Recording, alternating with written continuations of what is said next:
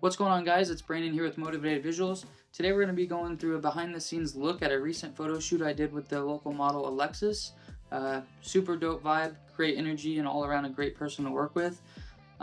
Today I'm going to be showing you, how I lit the scene, how I captured the vibe, and then lastly we're going to be going through the retouching process using Retouch4Me, which is an AI editing plugin for Photoshop. It's one of the many out there, but I think that it delivers a professional yet not over-touched look. So let's just jump straight in and get into it.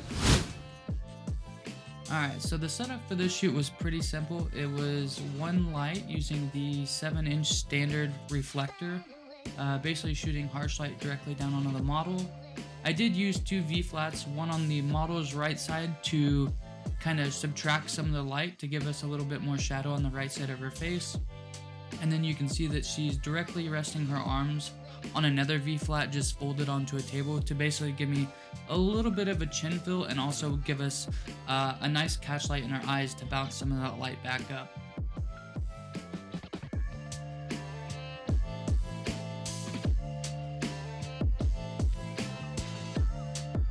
So typically for a beauty shoot, I would actually go with the 48-inch white beauty dish that I have. That's kind of like my go-to, but for this set specifically with Alexis, I really wanted to emphasize like the bright glowing skin texture. So we went with that harsh light source, and to be honest, like it really brought out like her cheekbones, it really carved her jawline, and overall just added a lot more texture to the look versus, a little bit more of that soft look that I typically would go for. So if that's something you're looking to achieve, I would definitely recommend going with the harsh light source for a beauty shoot like this. So with that being said, let me go ahead and show you some of the images I was able to capture using this setup.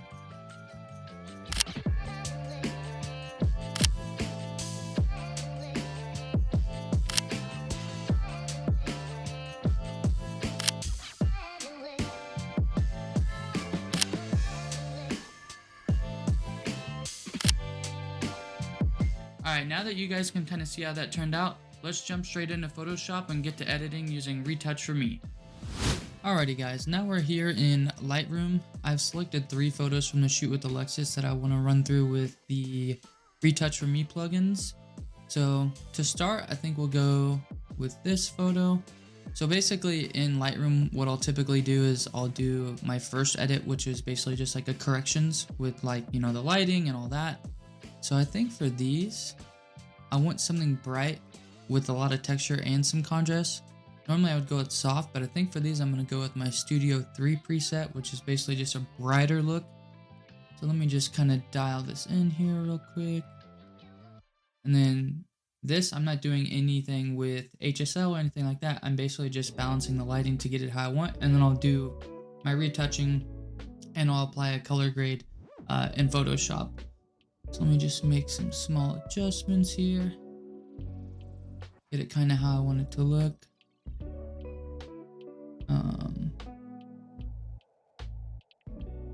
That to me looks pretty good. So not a huge difference, but just kind of where I want it to look. So now let's take this into Photoshop and then we'll open up Retouch4Me and then we'll see where we get. Typically with a software like this, you can really just kind of run the plugins and you almost get a final result with just the plugin itself. Sometimes, yes, I'll go back in and I'll touch stuff up after I run, the couple plugins that I typically will run. But yeah, let's just jump straight in. So typically, I'll copy my background layer. That way, if let's say I don't like how the look is or anything like that, I can obviously revert back to an original.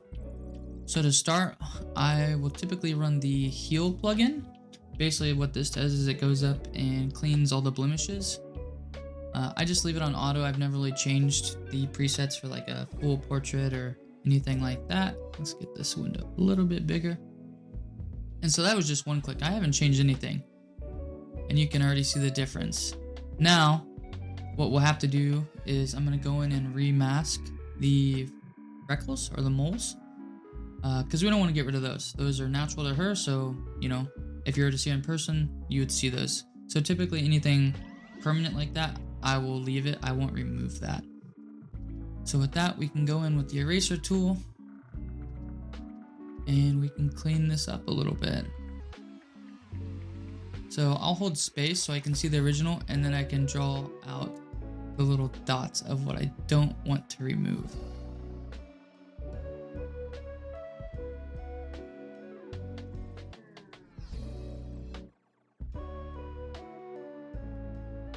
I think that looks pretty good.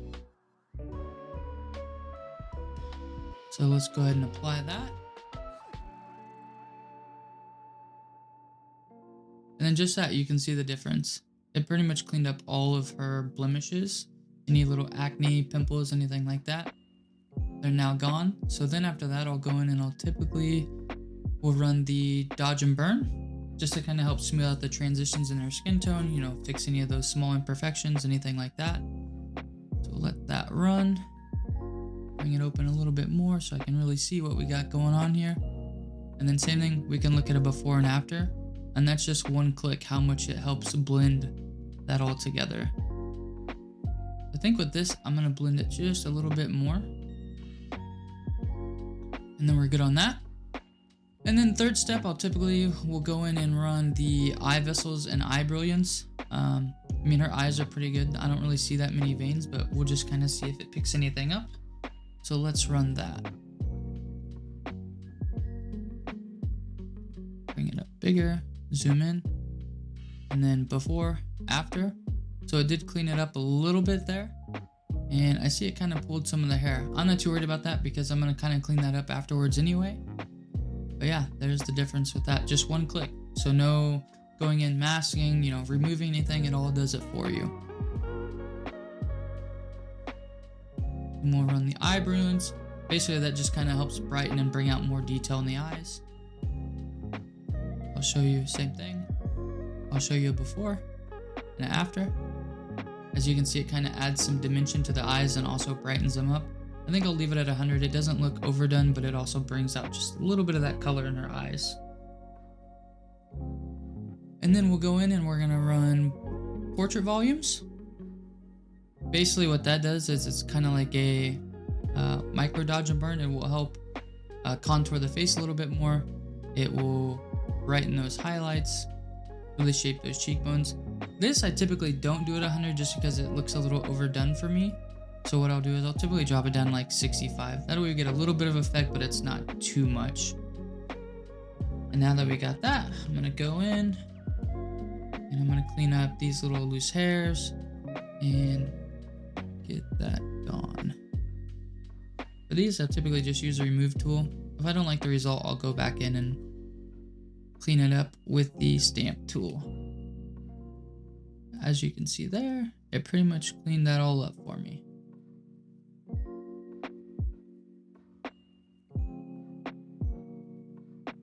And then typically I'll double check anything that I need to clean up, like some small areas that it may have missed. This nose hair. Except some of these little dry skin.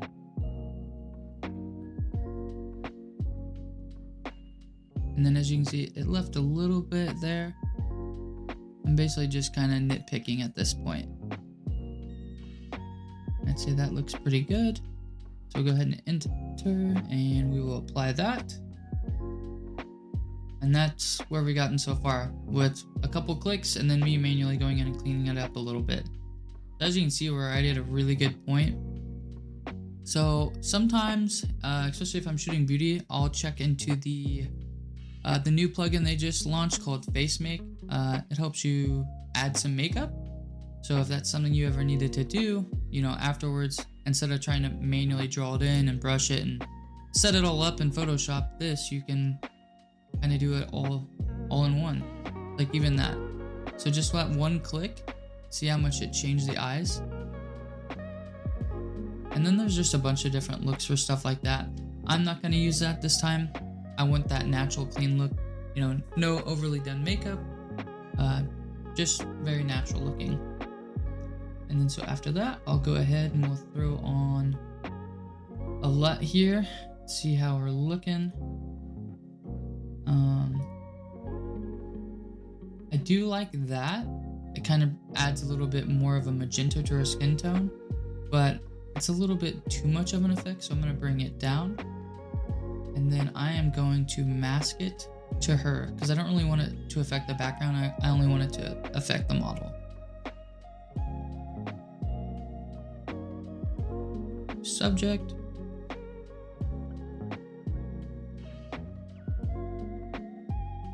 And then we will apply that mask. That and then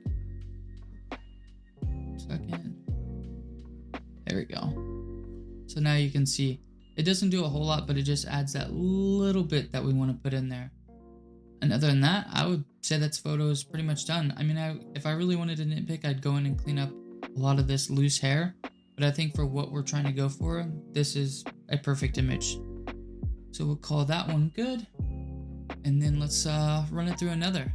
As you can see, there's our finished photo. And then here is the raw. So not too crazy of a difference, but still a nice, clean, polished look without looking a little bit overdone, which is kind of what we were wanting to go for on this look.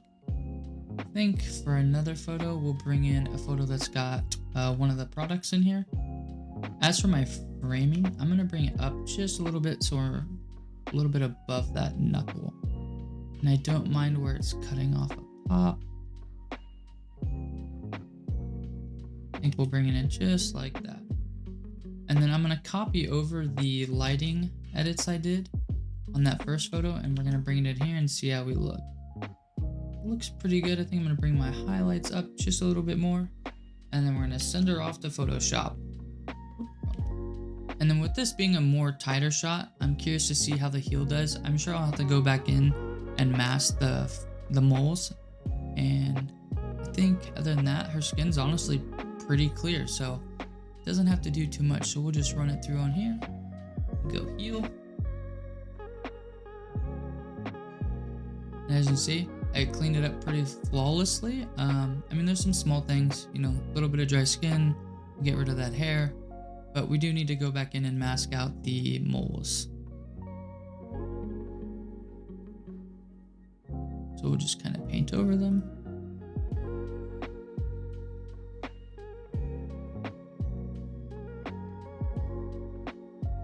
And then we will go ahead and apply that.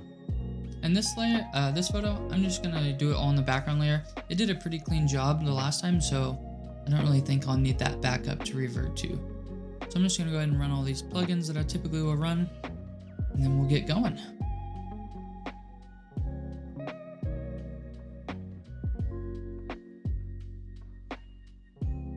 With this, it kind of softened up the mole, so I'm going to go in and just mask those out. Just so it leaves them the same, so it's not going to soften that color.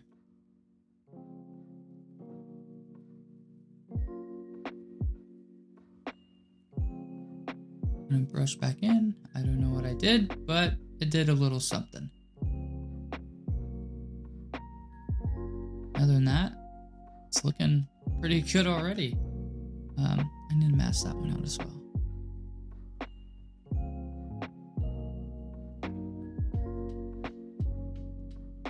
And there we go. And then we'll just keep running these through.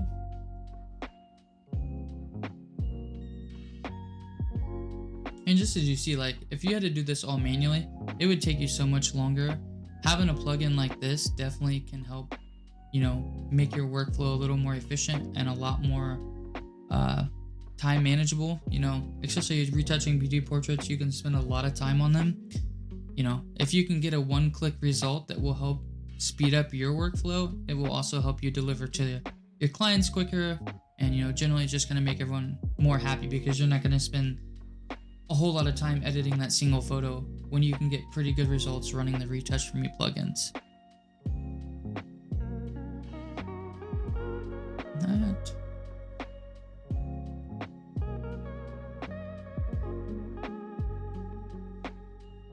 And as you can see, every time I'm running these plugins, they load pretty quick. It's not like you gotta wait forever. I mean, obviously computer spec wise, that could definitely play its part, but it seems to run pretty smooth.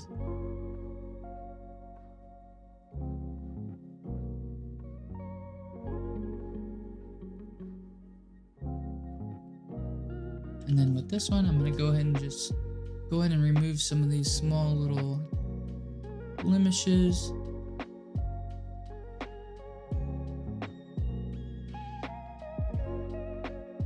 Obviously, we don't want to take everything away because we want to leave it a little more natural, but we just want to clean up those imperfections that are kind of gonna pull your eyes. There we go. And then we'll throw our color grade on top, which I believe we did that, and we did it about 66%. And then again, we're gonna go ahead and go in and we're going to mask out our subject.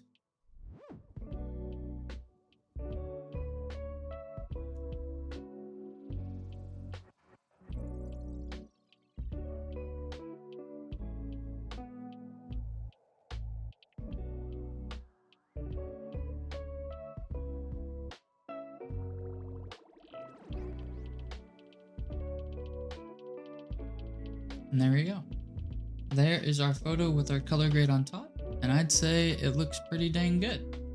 So we'll go ahead and send that back to Photoshop, or not Photoshop, we're already in Photoshop. We'll send that back onto Lightroom. And then, I mean, that's what we're looking like. As you can see, we've got a lot of the skin detail. We got that nice glowy skin from the harsh light. You know, it helps bring out the product. So obviously with it being a shine oil, we're seeing a lot of that highlight and contrast in the hair. Overall, I'd say it looks pretty dang good. So overall, I'd say that Retouch4Me does pretty dang well for what it is. I like that it is a single purchase lifetime license versus, you know, some of the other AI softwares that are used for retouching are like a monthly based subscription or a credit system. I like the fact that with this you can do that one-time purchase and you have it. But yeah, I'd like to hear what you guys think in the comments, and we'll hope to see you in the next video. I'll drop a link below if you'd like to get Retouch4Me with the discount. You can use my link, and it would definitely help out the channel, and I hope it helps speed up your guys' workflow. Until the next one, we'll see you later.